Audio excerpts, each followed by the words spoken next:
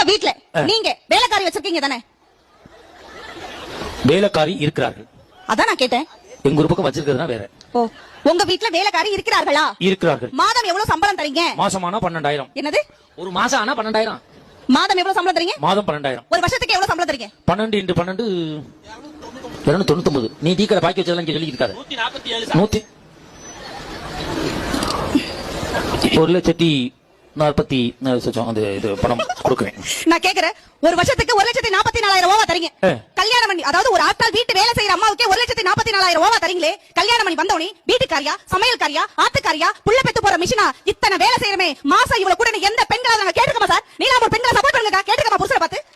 வேலைக்காரிக்கு சம்பளம் கொடுக்குறோம், வீட்டுக்காரிக்கு சம்பளம் கொடுக்கறது இல்லைன்னு கேக்குறேன். நான் கேட்டுக்கமா? வேலைக்காரி அவ பாக்குற வேலை சரியில்லைனா போடினா அடுத்த வீட்டு வேலைக்கு போயிடுவா.